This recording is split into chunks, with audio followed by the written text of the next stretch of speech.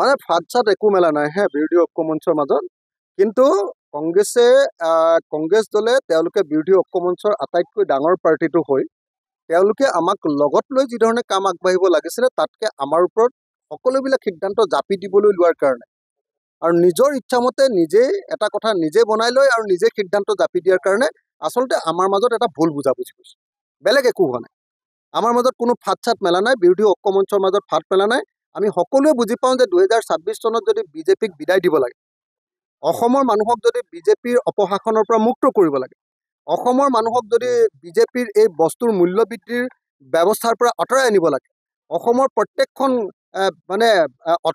auto ৰিক্সাৰ ওপৰত মানে আপোনাৰ কৰ নতুন নতুন যি ধৰণৰ কৰ কাটলৰ ব্যৱস্থা হিন্দু মুছলমানৰ ৰাজনীতি সাম্প্ৰদায়িক ৰাজনীতি অসমৰ মানুহ উশাহ ল'ব নোৱাৰা যিটো অগণতান্ত্ৰিক পৰিৱেশ সেই পৰিৱেশটো নাইকিয়া যদি কৰিব লাগে তেতিয়াহ'লে সকলোৱে জানে যে বিৰোধী ঐক্যমঞ্চই ঐক্যবদ্ধ হৈ থাকি আমি ইলেকশ্যনটো খেলিব লাগে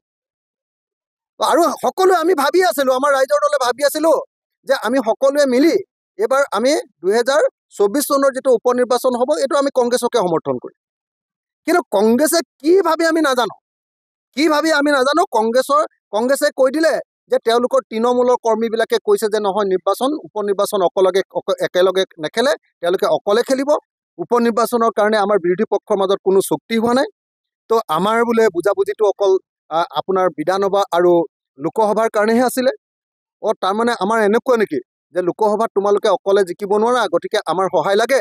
বিধানসভাত তোমালোকে অকলে জিকিব নোৱাৰিব তাৰ কাৰণে আমাক সহায় লাগে আমাক খটুৱাবা আৰু যি সময়ত তোমালোকৰ চৰকাৰ গঠনৰ কথা নাথাকিব সেই সময়ত আমাক লাট মাৰি দিবা এইটোতো হ'ব নোৱাৰে এইটো নীতিটো কেতিয়াও হ'ব নোৱাৰে আজি আপোনাৰ ভূপেন বৰা ডাঙৰীয়াই যিটো কৈছে যে আই ডোণ্ট কেয়াৰ তাৰমানে তেওঁ বিৰোধী পক্ষক কেয়াৰ নকৰে বোলে তেওঁ ঐক্যমঞ্চক তেওঁ বন্ধুসকলক কেয়াৰ নকৰে কাক কেয়াৰ কৰে তেওঁ হিমন্ত বিশ্ব শৰ্মাক কেয়াৰ কৰে নহয় জানো হা এইটো ধৰণৰ নীতি লৈতো কেতিয়াও বিৰোধী পক্ষ এটা শক্তিশালী হ'ব নোৱাৰে সেইকাৰণে আমাৰ স্পষ্ট কথা যে আমি আমাৰ ৰাইজৰ দলৰ স্থিতি আছিলে যে এইবাৰ আমি কংগ্ৰেছ দলকে সহায় কৰিম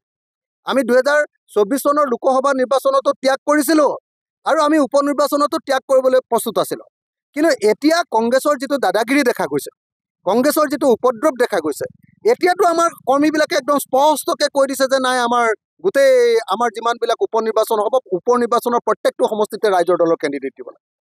কংগ্ৰেছৰ কাৰণে আমাৰ নিজৰ সংগঠন দুৰ্বল কৰি থাকিব নোৱাৰোঁ এইবুলি মানে আমাৰ প্ৰত্যেকজন কৰ্মী এতিয়া আমাক হেঁচা দিছে এতিয়া আমাকতো কৈছে যে বঙাইগাঁৱতো খেলিব লাগিব চিডলিতো খেলিব লাগিব